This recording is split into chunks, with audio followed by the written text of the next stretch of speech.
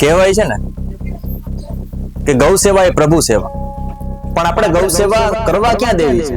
JCB થી અમારી ગૌશાળા પોલીસની હાજરીમાં તોડી કે 200 માણસો આજુની ફાર્મની અંદર એને પોઝિશન લઈ લીધી છે અને બે મજૂર બિચારા નાના માણસો ડરના મારા સામાન લઈને ભાગી ગયા. મારા મુખ્યમંત્રી સાહેબ જે છે ભૂપેન્દ્રભાઈ પટેલ, એની વિધાનસભા અઠવાડિયા વિધાનસભા લોકો ગુપ્તદાન કરે, હું છે ને જાહેરમાં ભાજપને મત આપું. આ ગૌશાળાના જે જમીન છે એને પચાવવાનું આખું ષડયંત્ર રચી રહ્યા છે. અહીંયા જેસીબી થી વાડ તોડવાનું શરૂ કરી દીધું છે. સીપી સાહેબને થોડી ખબર હતી કે અહીંયા બધું સેટિંગ છે. સરકાર જ ભક્ષક અને રાક્ષસ બની જાય ને ત્યારે સામાન્યમાં સામાન્ય વ્યક્તિ પણ પાંગડો બની જતો હોય. અમારા સીસીટીવી તોડવા આવે, અમારા માણસોને અંદર ઘૂસતા હોય તો પાછા બહાર કાઢવા આવે. પાપ જે કરતા હોય ને એ ભગવાનને પગે લાગી જાય. પોલીસે કીધું તોડો, અમે બેઠા છીએ. જેને જેને ગાય માતાને હેરાન કરી છે એને ગાય માતા છોડ્યા નથી. આવતા મહિનાઓની અંદર આ ગૌ માતા એમને પરચો આપશે. કઈથી બધી ચોરી લૂંટફાટ બધી થઈ, રોકડ રકમ લઈ ગયા, અમારું 18 કિલો ઘી લઈ ગયા, રસોડામાંથી ચા ખાંડે લઈ ગયા. 30 વર્ષથી આ વિચારધારા રાષ્ટ્રીય સ્વયંસેવક સંઘની વિચારધારા જોડાયેલો છું.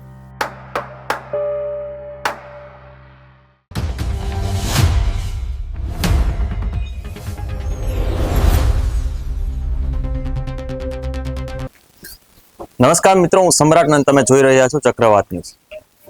કહેવાય છે ને કે ગૌ સેવા એ પ્રભુ સેવા, પણ આપણે ગૌ સેવા કરવા ક્યાં દેવી છે?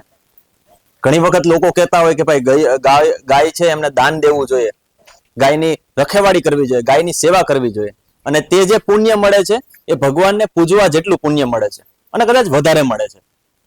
પરંતુ અમુક ભૂમાફિયાઓ આજે ગાયની જે સેવા કરી રહ્યા છે એ લોકો ઉપર એવો અત્યાચાર ગુજારે છે કે તમે કલ્પના પણ નહીં કરી શકો.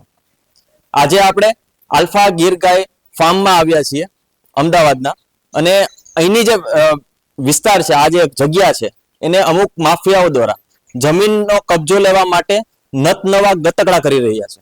અને સરકારી પ્રેશર હોય કે અન્ય અધિકારી પ્રેશર હોય એ લગાવીને આ ગૌશાળાના જે જમીન છે એને પચાવવાનું આખું ષડયંત્ર રચી રહ્યા છે. ત્યારે આ સમગ્ર મામલે અમે વાત કરવા માટે આ ગૌશાળામાં આવ્યા છીએ, અને અમારી સાથે છે કિશોરભાઈ, આ જે ગૌશાળા છે એને લઈને શું વિવાદ ચાલી રહ્યો છે? નમસ્કાર પહેલા તો સૌને. હવે આ જે જગ્યા છે એ 2001 થી અમે અહીંયા ગીર ગાયનું સંવર્ધન, પ્રાકૃતિક ખેતી અને પશુપાલન કરી રહ્યા છીએ. અમારા ભાગીદારોને જે વિવાદ ચાલતો હતો એ વિવાદની અંદર અમે કોર્ટમાં મુકદ્દમાઓ ચાલી રહ્યા છે. આ મુકદ્દમાઓ ચાલે છે, કોર્ટ કમિશન થયેલું છે, અને ન્યાયિક નિર્ણય માટે અદાલતમાં એ પેન્ડિંગ છે. આવા સમયે સામેવાળાએ જે હતા એમને અમારી ઉપર આના પહેલા કોર્ટમાં દાવો ચાલતો હોવા છતાં લેન્ડ ગ્રેબિંગ કરેલું હતું 2023માં. હવે લેન્ડ ગ્રેબિંગ કરેલું હતું એટલે લેન્ડ ગ્રેબિંગમાં કમિટીનો રિપોર્ટ આવ્યો કે ભાઈ આ જે મામલો છે એ કોર્ટની અંદર ચાલે છે.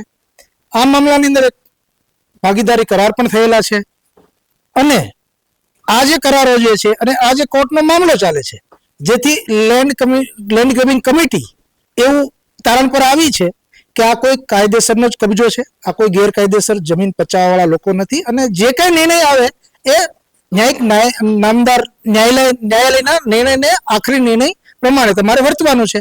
એટલે મારી પર એ પણ કાયદેસરનું મારું આખી જે વાત છે.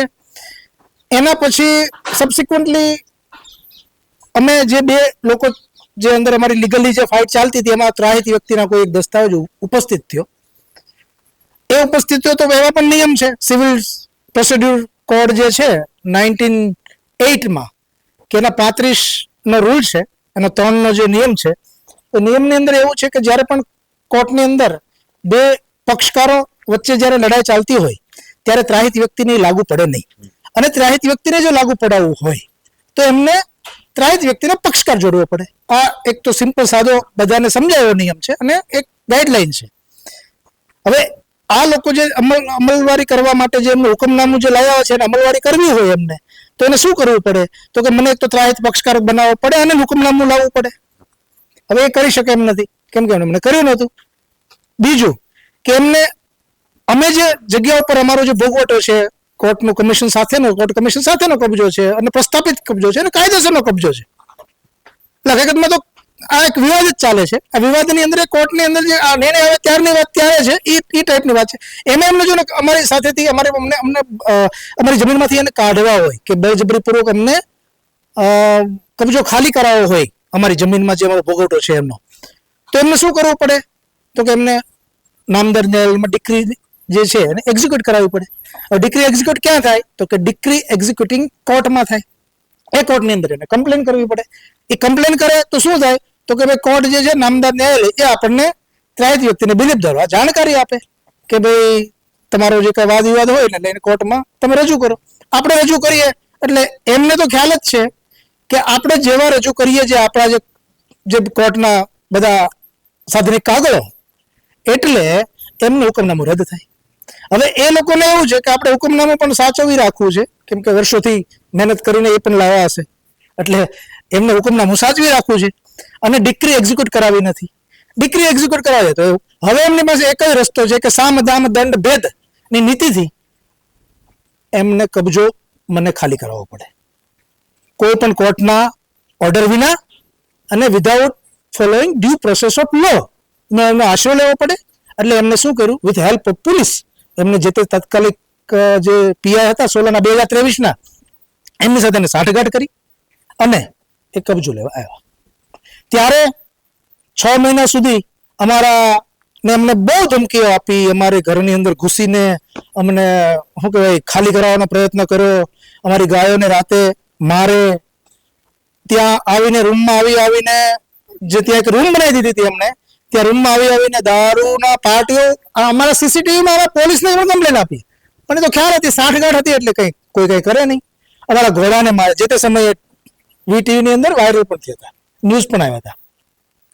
તેમ છતાં કોઈને કાંઈ ત્યારે પણ કંઈ કર્યું નહીં. પછી અમને એવું લાગ્યું કે આમાં કોઈ મોટા મોટા માથાઓ અને મોટા મોટા લોકો આમાં સામેલ છે, એટલે અમને એની ગંભીરતાનો અમે ત્યાગ જ્યારે અમને ખ્યાલ આવ્યો ને ત્યારે અમે પછી સીએમ સાહેબને પણ 3 વાર મળ્યા, પીએમઓની અરજીઓ કરી. તો અંતે એવું કાયદાકીય રીતે એવું આવ્યું, તારણ એવું આવ્યું અને ત્યારના તત્કાલીન ડીસીપી ઝોન 1 ના હતા ડોક્ટર લવિના સિન્હા મેડમ, એમને પીએમઓમાં જે જવાબ આપવાનો હતો એમાં એમને જવાબ આપ્યો અને એ પણ અમારી પાસે ડોક્યુમેન્ટ છે, એમનો ઓર્ડર છે કે ભાઈ આ જમીન વિવાદિત છે, દીવાની મુકદ્દમાઓ ચાલુ છે, દીવાની મુકદ્દમાઓ ચાલુ હોવાથી નામદાર ન્યાયાલયનો અમલવારી કરવી જરૂરી છે અને એમનો જે નિર્ણય આવે ત્યાં સુધી યથાવત પરિસ્થિતિ જાળવી રાખવા માટે બંને પક્ષોને અમે સમજ કરી છે અને આ અરજી અમે દફતરે કરીએ છીએ. એટલે અમને થયું કે ભાઈ કાયદાકીય રીતે બહુ સરસ મજાની રાહત મળી. અને હકીકતમાં લો એન્ડ ઓર્ડરનું કામ શું હોય? જ્યાં સુધી કોર્ટની અંદર કોઈ પણ દાવા દુવી ચાલતા હોય, નિર્ણય નહીં આવે ત્યાં સુધી લો એન્ડ ઓર્ડરનું કામ શું કરવાનું? એનું કામ જ છે કે એને મેન્ટેન કરવાનું. જ્યાં સુધી એનો નિર્ણય ના આવે ત્યાં સુધી એ યથાવત પરિસ્થિતિમાં સ્ટેટસ કો એમને જાળવી રાખવાનો. લો એન્ડ ઓર્ડરથી કંઈ થાય નહીં, એમની જવાબદારી છે, એમને કર્યું. અમે શાંત અમારું કામ કરતા હતા. 2023ની અંદર આ બધું ઘટના બની એટલે 2026ની અંદર ફરીવાર આ લોકોએ નવેમ્બરના 25માં એ લોકોએ ટ્રાય કર્યો. ત્યારે પણ અમે અમારી જે કાયદાકીય રીતે જે કરવાનું હોય, કેમ કે આપણે કાયદો તો હાથમાં લઈ શકતા જ નથી, કેમ કે એ લોકો લઈ શકે છે, આપણી પાસે એ સંસ્કાર નથી લેવાના, એટલે આપણે લેતા નથી. અને આપણે માનીએ છીએ કે આપણું બંધારણ સર્વશ્રેષ્ઠ છે અને આપણે ફોલો કરવું જોઈએ. કેમ કે આપણે વાતો કરતા હોય તો કથની કરતા હોય તો આપણે કહેવાની પણ એવી જ કરવી પડે અને એ જ આપણે કરીએ છીએ. તો હવે એ લોકોને આવ્યા એટલે આપણે ટ્વીટ કર્યું એટલે સીપી સાહેબે તરત આપણને રિસ્પોન્સ આપ્યો કે ભાઈ સંબંધિત અધિકારીઓને અમે જાણ કરી દીધી છે. એટલે હું પોલીસ સ્ટેશન અહીંયા ભૂકણ સાહેબ છે. શરૂઆતમાં તો ભૂકણ સાહેબે પણ કીધું મારે તમારી સાબિતી શું, નામ ને તેમ ને, પણ ટ્વીટનો જવાબ આવ્યો ને એટલે ત્યાંથી ડાયરેક્ટ ઉપરથી આવી ગયો જવાબ. એટલે પછી કે કાંઈ વાંધો નહીં, ચાલો શાંતિ અને સમજના પગલાં લઈ લો બંને ઉપર, અને અમને શાંતિ સમજના પગલાં લીધા ને યથાવત પરિસ્થિતિ તે સમય જાળવી રાખી. બીજો દિવસ થયો એટલે ફરીવાર પણ સીપી સાહેબને થોડી ખબર હતી કે અહીંયા બધું સેટિંગ છે, એટલે ફરીવાર 2 દિવસે પાછા અમારા બોર્ડ ઘૂસવા આવે, અમારા સીસીટીવી તોડવા આવે, અમારા માણસોને અંદર ઘૂસતા હોય તો પાછા બહાર કાઢવા આવે. એટલે ફરી વાર સાહેબ પાસે ગયો કે ભાઈ આવી રીતનું થાય છે. તો તે સમયે સાહેબ એવું કીધું કે કામ કરો તમે, આ બધું પોલીસ ક્યાં માથાકૂટ કરે, આ બધી તમે સમાધાન કરી નાખો, બરોબર, એટલે બધું ફેસલો બોલાવી લઉં સામેવાળાને. એટલે સાહેબને કીધું ભાઈ મારે સમાધાન કરવું હશે તો હું કઈ દબાવ તો ન કરું, મુક્ત મને કરીશ મારે જ્યારે કરવું હશે ત્યારે, અને બાકી તો જે કોર્ટ કરે છે એ યોગ્ય છે અને તમારે તમારું કામ કરવાનું છે. એટલે ત્યારે કંઈ થયું નહીં. પછી પાછો સીપી સાહેબને મળવા ગયો કે સાહેબ ચારે બાજુથી સમાધાનનું પ્રેશર આવી રહ્યું છે અને હું હેરાન થઈ રહ્યો છું. તો ત્યારે મને સીપી સાહેબે એવું કીધું, શ્રી જ્ઞાનેન્દ્રસિંહ મલિક સાહેબે એવું કીધું કે ભાઈ જે કાંઈ પ્રક્રિયા જે છે એ કોર્ટની અંદર છે, તમારો દાવો ચાલે છે, કોર્ટ કમિશન થયેલું છે અને નિર્ણય પેન્ડિંગ છે, તો law and order with you તમારી સાથે છે, તમારે કોઈ ચિંતા કરવાની જરૂર નથી, આપણે ચિંતા કરવાની કોઈ જરૂર જ નથી. એટલે આપણને તો કેવું થાય કે સીપી સાહેબ એવું કહી દે એટલે એને કેવું જ જોઈએ, એને કીધું. અત્યારે અપેક્ષા હોતી નથી પણ એમને જવાબ સારો આપ્યો એટલે આપણને સારું લાગ્યું એટલે આપણે શાંતિથી આવી ગયા.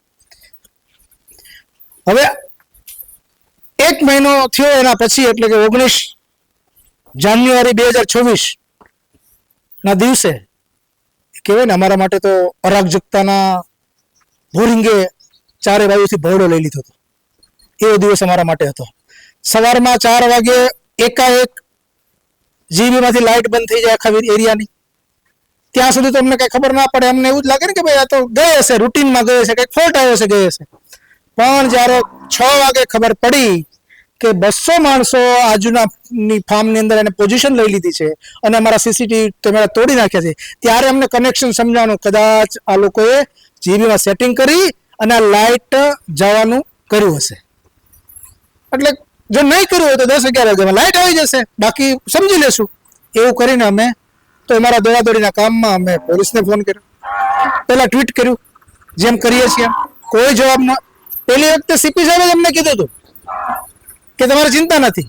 હવે એ જ ટ્વીટમાં જવાબ આપ્યો હતો. અત્યારે ઓટોમેટિક લાઇટ જવી, સીસીટીવી તૂટવા, 200 માણસો આવવા, પોલીસને જે સીપી ટ્વીટમાં ટ્વીટ કરવું, એનો પણ જવાબ ન આપવો. એટલે અમારો વી already have connected the dots.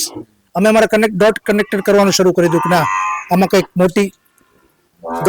કોઈ મોટું ષડયંત્ર આપણી સાથે થવા જઈ રહ્યું. તેમ છતાં આપણે કે ભાઈ આગે દેખા જાયગા. સામેવાળા જો રમત રમતા હોય તો આપણી રમત પૂરી તો કરવી જ પડે. એટલે આપણે રમતમાં સહકાર આપવા માંડ્યા. તો પોલીસને ફોન કર્યો એટલે પોલીસ આવ્યા કે શું થયું છે. એટલે અમે તો અહીંયા જ હતા. એટલે કે મેં કીધું જો પહેલા નંબરમાં અમે ત્યાં ગયા કે આવી જાઓ ચલો. એને પણ માથાકૂટ કરીને કે ચલો તો મેં એને એવું કીધું ભાઈ બધાને બહાર કાઢો પહેલા, પછી અમે પોલીસ સ્ટેશન આવી. તો તમારે સોલ્યુશન લેવાનું છે તો તમે કે પહેલા આવી જાઓ, માથાકૂટ ના કરો એમ કરીને ખખડાઈ વખડાઈ અમને બહાર અંદર લઈ ગયા. ચલો આપણે તો સહકાર, આપણને ખબર છે કે રમતને રમવી છે, હારતી ગેમમાં પણ આપણે રમત પૂરી કરવાની છે. એ દિવસ મારો હારવાનો હતો પણ મારે રમત યુદ્ધ છોડવાનું નહોતું, મારે એને અસહકાર આપવાનો હતો, મારે રમત પૂરી કરવી હતી. મને ખબર જ હતી એટલે જ હું સહકાર આપતો હતો. મેં કીધું કઈ વાંધો નહીં, ચલો આપણે જઈએ પોલીસ સ્ટેશને ગયા. તો ત્યાં જે ઓફિસરો જે હોય, જે ભૂકન સાહેબના ખાસ જે માણસો હોય ને જેના વહીવટ કરતા હો, અને એની બીજી ભાષામાં એ કહી શકાય એવા માણસો સવારમાં 4 વાગ્યામાંથી હાજર હશે. તો મને સામેથી કહે છે કે આ ઘટના લાઇટ ક્યારે ગઈ. મેં કીધું 4 વાગે ગઈ છે એવું મને ખ્યાલ છે થોડો. તો કે તમારે 4 વાગે ના ફોન કરી દેવો જોઈએ. અરે સાહેબ મેં કીધું લાઇટ 4 વાગે ગઈ છે, તમે મેં કીધું 4 વાગે હતા કે અમે રાત છીએ જ તે. એટલે એ લોકો જે ખાસ માણસો છે એને તો બધી ખબર જ છે કે 4 વાગે લાઇટ જવાની છે, 4 વાગે આ લોકો ફોન કરવાના છે. પણ અમે 4 વાગે ફોન ન કર્યો. અમને 6 વાગે ખબર પડી કે કેમેરા બંધ થયા છે. ત્યારે જ્યારે અમને ખબર પડી ત્યારે એટલે મેં તો અમને 4 વાગે લાઇટ ગઈ છે એ ખબર છે, માણસો આવ્યા છે ખબર નથી, કેમેરા તૂટ્યા છે ખબર નથી, એ તો 6 વાગે ખબર પડી છે. એટલે અમે સાહેબ 6 વાગે તમને ફોન કરીએ ને. તો ત્યારે થોડા ઢીલા પડ્યા, એમને તો બધી ખબર હતી. એટલે પછી અમારી સાથે કે ચાલો શું થયું છે. મેં કીધું ભાઈ આવી રીતના મહિના પહેલા કબજો લેવા આવ્યા હતા, ફરીવાર કબજો લેવા આવી ગયા છે અને સાહેબ આમાં તમે જે લખવાનું હોય લખો અને આ લોકોને કહો બધું જે કરવાનું હોય કાયદેસરના કાર્યવાહી કરો. એટલે તરત એમને અરજી લખી, અરજીમાં કે સહી કરતો. મેં વાંચીને સહી કરી. હવે આશ્ચર્યની વાત એવી છે કે હું ગયો પછી બી સામેના વાળા માણસો આવ્યા, બીજા 2 મજૂરો જે લાવવાના હતા. 200 કે 160 કે થી 200 ની જે વચ્ચે જે લોકો હતા એમાંથી એમના 2 જ માણસોને લાવવામાં આવ્યા. ત્યાં શાંતિ સુલેના પગલા ભરવા હોય તો શું કરવું પડે, જે તે સ્થળે જેટલા લોકો હોય એ સમગ્ર લોકોને પોલીસ સ્ટેશને લઈ જવા પડે. સામેવાળાના 5 હોય ને એક પક્ષના 500 હોય તો બધાને લઈ જવા પડે, પણ એમને એવું કર્યું નહીં. એટલે મનમાની ભેદભાવ રાખ્યો મારી સાથે. પહેલા તો કેવો ભેદભાવ રાખ્યો કે મને લઈ ગયા અને સામેવાળાના મુખ્ય સૂત્રધાર પણ ત્યાં હતો, એમને ના રાખ્યો. જે મેઇન ગેંગ લીડરો હતા ને, પણ જે મજૂરો હોય ને એમને રાખ્યા, એટલે એમને લઈ ગયા. એ પત્યું. એટલે એમને હવે ખાસ વસ્તુ શંકા ઉપજાવે આપણને, કોઈ ષડયંત્ર હશે, અને કેવું નાનું નાનું ષડયંત્રમાં નાના નાના પોઈન્ટ હશે એ હું તમને વાત કરું છું. એમની જે ફરિયાદ હતી એ એમના ઇન્વેસ્ટિગેશન ઓફિસરે પોતાને હાથે લખી. હું સામે બેઠો છું, બાજુમાં પેલો સામેવાળાનો માણસ બેઠો છે. એમને કોઈ પણ પૂછ્યા વગર એમની હાથે લખી, 2 પાનાની ફરિયાદ લખી, અને સામેવાળાને કહે છે કે કામ કર દો, આમાં સહી કરી દે. એટલે સામેવાળા પણ ને પહેલેથી કહેવામાં જ આવ્યું હશે કે તારે જોયા વગર સહી કરી દેવાની, એટલે એને જોયા વગર સહી કરી દીધી. એટલે ત્યારે મને આમ અંદરથી એમ થતું હતું, મેં કીધું વાહ, આજનો દિવસ આપણો કંઈક અલગ છે. એટલે કઈ નહીં, ચાલવા દો. એટલે તરત જ બીજું ટ્વીટ કર્યું કે ભાઈ we are going to be arrested, એવું મેં સીપી સાહેબને ટ્વીટ કર્યું. રીટ્વીટમાં એટલે શું લિંકિંગ હોય ને, આગળનું ટ્વીટ હતું એને રી કર્યું હતું. એટલે કોઈ કનેક્શન છોડવાનો દેવા માંગતો નતો કે નવી ઘટના છે, તો એમાં કોઈ જવાબ નહીં. ત્યાં થોડી વારમાં પેલા ભાઈ કે તમારા ભાઈને બોલાયેલો ત્યાંથી. મેં તો એને શું જરૂર છે, તો કે તમે બોલાય એટલો. એટલે મેં ભાઈને કીધું તું આવી જા. એટલે ભાઈ આવી ગયો. એનું નામ એરેસ્ટ વોરંટ, કેમ કે એને અરજીમાં પહેલા એનું નામ લખી દીધું હતું ભાઈનું. એટલે અમને બેન એરેસ્ટ કરી દીધા. છેલ્લે હું ટ્વીટ કરું છું કે અમે એરેસ્ટ કરી દીધા છે, અમે ફરિયાદીને આરોપી બનાવી લીધેલા છે, અને મને સમાચાર હતા કે અહીંયા જેસીબી થી વાડ તોડવાનું શરૂ કરી દીધું છે. એટલે મેં એવું પણ લખ્યું કે ભાઈ વાડ તોડવાનું શરૂ કરી દીધું છે, તો પણ જવાબ નહીં. અને પછી તો મારો ફોન સ્વિચ ઓફ કરીને મૂકી દીધો એમના લોકઅપમાં. પછી હું સાંભળું છું કે એમને તરત ઇન્વેસ્ટિગેશન ઓફિસરે કીધું કે બીજી 3 ગાડી મોકલો ફાર્મ પર. એટલે ત્યાં સુધી મને એવું તો કદાચ વળી 10 સાડા 10 સુધી પીએસઆઈ આવશે ને, ત્યાં સુધી બીજા માણસોને લેવા ગયા હશે એમનાને. પણ જ્યારે ત્યાં માણસો ગાડી લઈને આવે ને ત્યારે ખબર પડી કે મારા જેટલા ફાર્મના બીજા 6 માણસો હતા ને એને લઈને આવે છે. 2 ગાડીઓ એ ફાર્મની અંદર રહે છે, પાછી ગાડી ત્યાં 6 માણસોને મૂકવા ત્યાં લઈને આવી, ત્યાં એને એરેસ્ટ કરી દીધા. પછી એમને ફોન કરીને એના બીજા 2 માણસોને બોલાવ્યા, એને ગાડીમાં પકડીને ના આવ્યા, ફોન કરી. એટલે બીજા 2 માણસો એમના પ્રગટ થાય છે ત્યાં પોલીસ સ્ટેશનમાં. એને પોલીસની ગાડી લઈને નથી ગઈ, એ પ્રગટ થયા બતાવવા માટે, આંકડા બતાવવા માટે. એટલે 4 એમના અને 8 અમારા, 2 અમે ભાઈ ને બીજા 6 માણસો, એટલે 8 અમારા અને 4 એમના. કેમ કે એમને બેલેન્સ કરવું હતું કે કાંઈક કદાચ લોચા થાય, કોઈ કમ્પ્લેન થાય તો આપણે કહી શકાય ને કે અમે 200 માંથી 4 ને પકડ્યા હતા, અને અહીંયા સામે બાજુ જેટલા હતા એટલા બધાને પકડી લીધા હતા, એવું એને બતાવવું તો પડે ને. એટલા માટે એમને આ કર્યું. એટલે ખ્યાલ આવી ગયો કે ના બરોબર છે. એટલે હવે અમે અંદર પછી સમાચાર આવે છે કે ભાઈ ઘટના આખી એવી બની કે બધા માણસોને કાઢી મૂક્યા. જેટલા મજૂરો 4 મજૂર ફેમિલી અહીંયા રહેતા હતા એમાંથી એને કહી દીધું, પોલીસે કીધું કઈથી તમે નીકળી જાઓ, અહીંયા તમારો શેઠ જ અંદર છે અને નીકળવાનો જ નથી જેલમાંથી, અને એને ખાલી કરવાનું છે બધું, એટલે તમે નીકળી જાઓ. પોલીસે ડરાવ્યા મજૂરોને. એટલે 2 મજૂર બિચારા નાના માણસો ડરના મારા સામાન વામાન લઈને ભાગી ગયા. બીજા 2 માણસો હતા એ કે ભાઈ અમારે તો ગાયો છોડીને તો જઈએ નહીં, એટલે અમે તો ગાયો પેલા છોડી દીધી, અહીંથી કાઢી ગાયો બહાર જતી રહી. પાછળ અમારા માણસો, જ્યાં ગાયો ગઈ ત્યાં માણસો ગયા, અને એમને ગાયો પાસે જતા રહ્યા. આખું ફાર્મ ખાલી થઈ ગયું.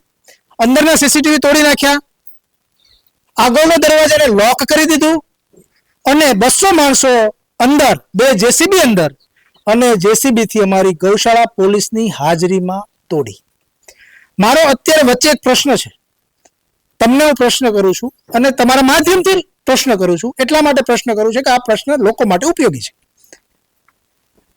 ક્યાંય પણ ગુજરાતની અંદર હોય કે ભારતની અંદર હોય, કાયદેસરની ગૌશાળા હોય કે બિનકાયદેસરની ગૌશાળા હોય,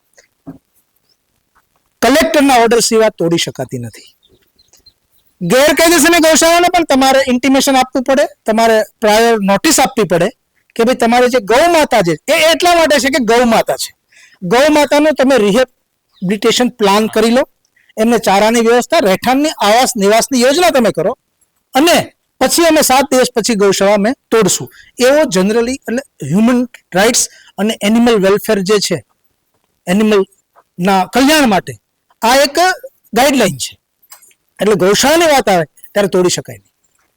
તો પણ આ લોકોએ મનમાની વાળું વલણ અપનાવી અત્યાચાર અને જે ક્રુઆલિટી ગાયો પર જે ક્રુઆલિટી કહેવાય ને આ એનું નિવાસ તોડવું, એને ભોજન વગરની રાખવી, એમનો અમે 12-25 વર્ષથી એમના માટે એક વર્ષનું જે ભોજનનું આયોજન કર્યું હોય લીલાચારાનું, એમને તમારે ગૌશાળાને એને કાપી નાખવું, એટલે એ ગાય માતા માટે તો આ મારું તો કદાચ મને તો માનસિક થોડો આડોઅળો કર્યો છે, પણ એમને ગાયો માટેનું એમને તો બહુ મોટું પાપ કર્યું છે. અને તમે પાપની અંદર પણ તમારો કંઈક ઈમાનદારી હોય, તમારી પ્રામાણિકતા હોય ને, પાપ જે કરતા હોય ને એ ભગવાનને પગે લાગી જાય કે હવારે હું આ પાપ કરું છું ને એમાં કઈ ઊંધું ના થાય. આ લોકો એ પણ ના કરી શક્યા કે ગૌ માતાનો ગૌશાળા તોડી નાખી. બીજી વાત તો હવે પહેલો પ્રશ્ન મારો એ છે કે ભાઈ કોઈ કાયદેસર વગર આ લોકોએ, અને બીજું કે એમાં પોલીસે તોડી, પોલીસે જેસીબીને પ્રોટેક્શન આપ્યું. પેલા તો માણસો મજૂર છે, પોલીસે કીધું તોડો, અમે બેઠા છીએ, એટલે પોલીસે ગૌશાળા તોડી. એટલે એ મહાપાપ કહેવાય. કેમ કે જ્યારે આપણા રક્ષકો પ્રોપર્ટીના રક્ષકો એ ગૌ માતાના પણ ભક્ષકો બની જાય ને ત્યારે બહુ મોટું પાપ લાગે. અને આ પાપ ઘણીવાર એવું લાગે કે આ બધા લાગણીથી બોલતા હોય, પણ આદિ અનાદિ કાળથી જેને ગાય માતાને હેરાન કરી છે ને એને ગાય માતાએ છોડ્યા નથી. અને સાહેબ આ લોકોને પણ છોડવાના નથી, અગાઉ પણ છોડ્યા નથી. 2023ની જ્યારે ઘટના બની હતી ત્યારે પણ આ જેટલા લોકો જવાબદાર હતા એને ગૌ માતાએ છોડી નથી. આ અઘટિત ઘટના એની સાથે જ્યારે બની છે ને એને આની સાથે રિલેશન કરી લેશે ને એટલે એમને ખ્યાલ આવી જશે. દરેક જવાબદારની સામે મને ખ્યાલ છે એની સાથે અઘટિત ઘટના બની છે. અને હજી કહું છું આ અઘટિત ઘટના બની છે ને હજી પણ આવતા મહિનાઓની અંદર આ ગૌ માતા એમને પરચો આપશે. અને એની સાથે જ્યારે અઘટિત ઘટના બનશે ને ત્યારે આલ્ફાગીર ગૌશાળામાં જે કોઈ કામ કર્યું છે ને એને એમને યાદ રાખવું પડશે. બરોબર, ગૌશાળા તોડી નાખી. હવે આપણે આગળ જઈએ. દિવાલો રાતોરાત કરી દીધી. ચારાઓ જે લીલો ચારો હતો એને ગામમાંથી આખલાઓ બોલાવ્યા, ભેંસો બોલાવી અને ચડાવી દીધું, બુલડોઝર લગાવી દીધું, એ બધું કરી નાખ્યું. અમારા ગૌશાળાની અંદર અમે ગૌ પ્રોડક્ટ તૈયાર કરી. કેમ કે મારું એક બીજું એક પરિચય હું તમને વચ્ચે આપી દઉં કે હું 30 વર્ષથી આ વિચારધારા રાષ્ટ્રીય સ્વયંસેવક સંઘની વિચારધારા જોડાયેલો છું, 30 વર્ષથી. અને હાલમાં વિશ્વ હિન્દુ પરિષદ ગૌરક્ષા આયામમાં ઉત્તર ગુજરાત પ્રાંત પ્રમુખની જવાબદારીનું વહન કરી રહ્યો છું. એટલે ગૌ માતાના પ્રોડક્ટ જે બધી ઘરેલું પ્રોડક્ટ છે, જે ગૌ માતાના દૂધ સિવાયની જે પ્રોડક્ટો જે છે એનું અમે પ્રશિક્ષણ આપતા હોઈએ. ગૌ કાશ છે, ગૌ દીવા છે, વર્મી કમ્પોસ્ટનો પ્લાન છે, અમારું ગૌશાળાની આજુબાજુ બધું અમે આખું મશીનરી બધું તૈયાર. એ જેટલી ગૌશાળા તોડી એને હવે શું થયું, ગૌશાળા તોડી એટલે એનો પુરાવાનો પણ નાશ કરવો પડે.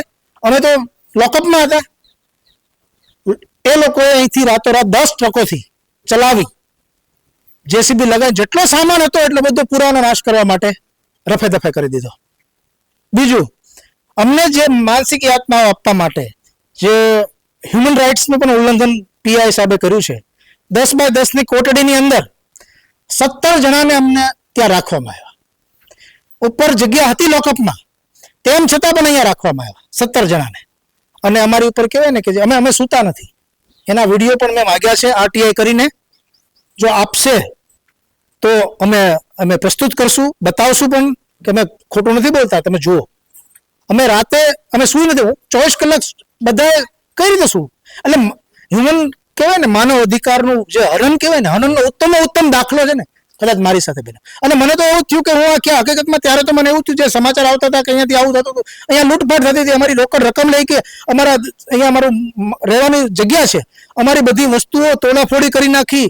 ઇવન 200 માણસો એટલે છારાનગરમાંથી મહિલાઓ ભાડુતી જો એટલે હદ સુધી અમારી ઉપર કંઈ ખોટા, કદાચ અમે આનાકાની કરીએ તો ખોટા અમારા ઉપર ઇલ્ઝામ લગાવવા માટે કે અમને છેડતીના આરોપો પણ લગાવી શકાય એટલા માટે એ પ્લાનિંગ થયા હતા. એટલે ષડયંત્ર કેટલું મોટું હશે એની તમને, અને એમની પાસે કોણ હશે, એના આકાઓ કોણ હશે એનો તમને અંદાજ આવે.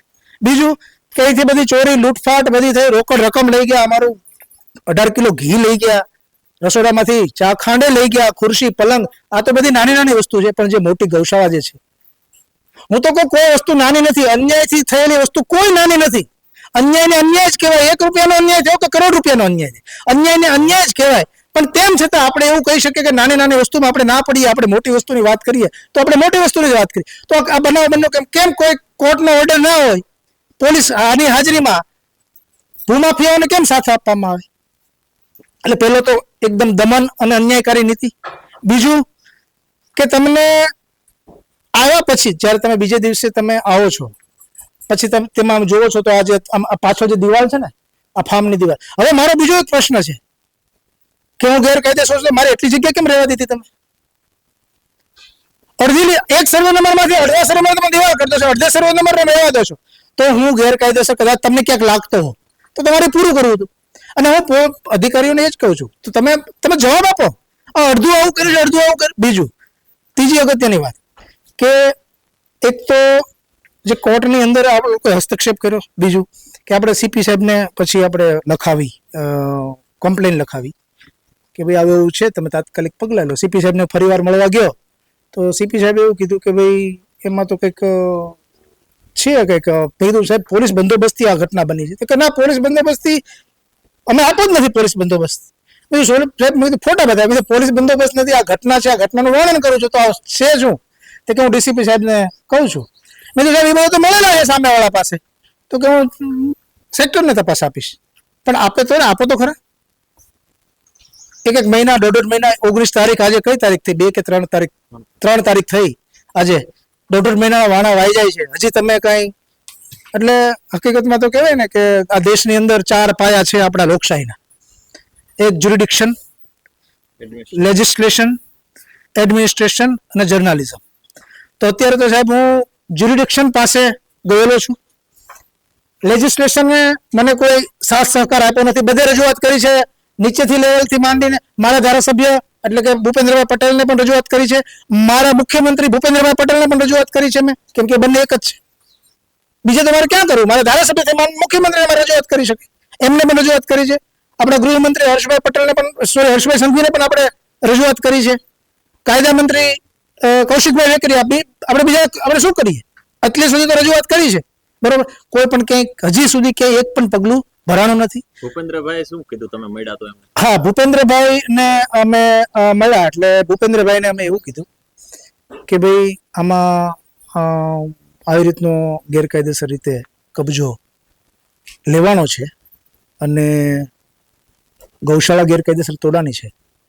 તો દાદા એવું કીધું કે અમે એમના આઈએસ ઓફિસર અતુલ ગોર સાહેબ હતા કે એમને તમે બતાવી દો, બરોબર. અને બતાવીને હું જે કંઈ હશે એ કેસ, પણ હજી કોઈ આન્સર આવ્યો નથી.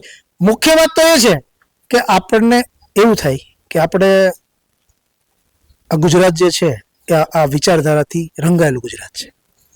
સૌ કોઈને ખબર છે કે ભાઈ અહીંયા ભારતીય જનતા પક્ષ, મોદી સાહેબે ગુજરાતને અથાગ પ્રયત્નો કરી પોતાનું જિંદગી, પોતાનો પ્રાણની પણ આહુતિ આપવાની થાય તો આપવાની તૈયારી સાથે એમને ગુજરાતને આ વિશ્વની અંદર ડંકો વગાડ્યો છે. એટલે કહેવાય ને કે સલામત અને સુરક્ષિત ગુજરાતમાં ગુજરાત છે એવો ડંકો વિશ્વની અંદર અત્યારે વાગી રહ્યો છે. હવે આવા સમયે તમને શું હોય કે ભાઈ તમે ગુજરાતની અંદર છો, તમને ગૌરવ હોય, અને મને ગૌરવ થવો જ જોઈએ ને. હું ગૌરવશાળી માણસ છું. એમાં તમે એમ હોય કે ભાઈ હું કઈ વિધાનસભામાં છું, તો કે હું મારા મુખ્યમંત્રી સાહેબ જે છે ભૂપેન્દ્રભાઈ પટેલ એની વિધાનસભા, ઘાટલોડિયા વિધાનસભામાં છું. એટલે એમને તમારે સોનામાં સુગંધ ભળે, તમને એનો વિશેષ આનંદ હોય, સુરક્ષાનો ભાવ હોય. પણ જ્યારે આ મારી સાથે ઘટના બની ને, અને આવી અમાનવીય, અત્યાચારી, અન્યાયથી, અસત્યનો સાથ આપીને મનમાની વાળો, ભેદભાવી વાળું વલણ જ્યારે મારી સાથે, અને જે પ્રત્યક્ષ જ્યારે મેં અનુભવ્યું, મેં એવું અનુભવ્યું કે હકીકતમાં તો હું જે મારા વડવાઓ વાત કરતા હતા, મારા પુરખાઓ જે વાત કરતા હતા કે અમે જ્યારે પાકિસ્તાનમાંથી જે ભાગ્યા, જે લોકોએ આપણને વર્ણન કર્યું છે કે અમે ભાગ્યા તો અમને ખબર જ નહોતી. સવારમાં અમે તો જેવી જાણ થઈ એટલે અમે તો અમારો જેટલો સામાન હતો ને એ લઈ અને નીકળી જ ગયા. પાછળ હું થયું અમને ખબર જ નથી. અહીંયા તો એનાથી પણ મારી પાસે વિસ્તૃત, મને તો સમય જ નહોતો આપ્યો કે એથી તમે લઈ લો, કે તમારું લઈ લેવાનું છે. અમને તો એવું કહેવામાં, દગો કરીને અમને એવું કહેવામાં આવ્યું કે તમે પોલીસ સ્ટેશને આવો, સોલ્યુશન અમે કરીએ છીએ, અને અમને લઈ લીધા. અમને પાસે બીજું કંઈ લેવાનો સમય નહોતો. અને જે હિન્દુની જે દશા કદાચ અત્યારે નહીં થતી હોય, જે તે સમયે થઈ હતી ને એનાથી પણ કપરી માનસિક પરિસ્થિતિમાંથી હું પસાર થયો છું સાહેબ. એવી પરિસ્થિતિમાંથી કે મને એટલું હોય કે આ દેશ જે છે હિન્દુ રાષ્ટ્રની વાત આપણે કરીએ છીએ, અને હિન્દુ બહુમતી ધરાવતો દેશ છે. બીજું, હિન્દુવાદી સરકાર છે, કેન્દ્રમાં પણ હિન્દુવાદી સરકાર છે, ગુજરાતમાં પણ હિન્દુવાદી સરકાર છે, ડબલ ડેકરની સરકાર છે.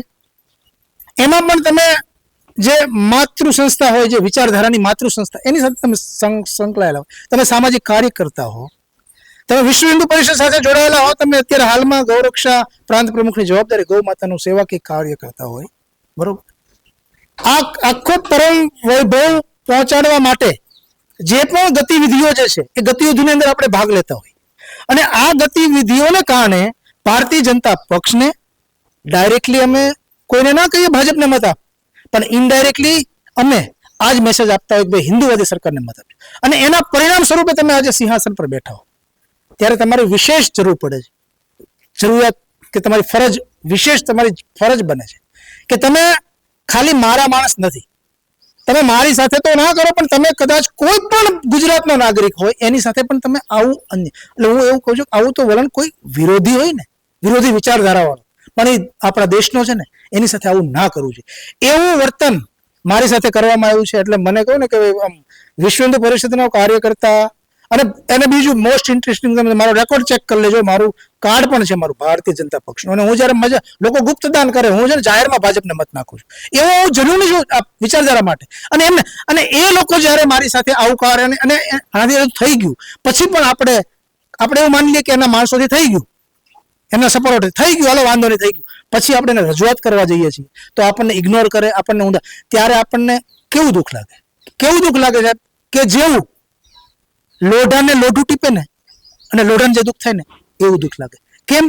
કેમ કે સોનુને જ્યારે લોઢું ચીરે ને ત્યારે અવાજ ના આવે, કેમ કે એ બે જાત અલગ છે, બરોબર. એટલે સોનાને ખબર હોય કે ભાઈ ચીરે તો ચીરે, આ લોઢું છે, લોઢું ચીરશે, અને આપણે ચીરવાનું જ છે ને, કેમ કે બીજા તો આપણને ચીરી જ જવાના છે, એટલે એને એક્સપેક્ટેશન કરેલી હોય. જ્યારે લોઢાને ખબર ના હોય કે લોઢું મને ટીપવાનું છે, પણ સાહેબ જ્યારે લોઢું લીટર ટીપે ને ત્યારે જે લોઢાને દુઃખ લાગે ને કે સાલું મારાએ મને મારે છે, મારી ફેવર નથી કરવી, નિષ્પક્ષ કામ તો કરો, પણ એ ત્યારે જે દુઃખ લાગે ને સાહેબ, એ દુઃખ તો જેને અનુભવ્યું હોય ને એને જ ખબર હોય, અને એ દુઃખ મેં અનુભવ્યું છે.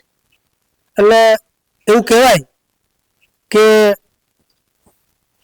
જે આખું કાયદાનું, અન્યાયનું આખા કદાચ ભારતમાં તમારે ઉદાહરણ જોતું હોય ને તો એ મારી પાસે તમને મળશે.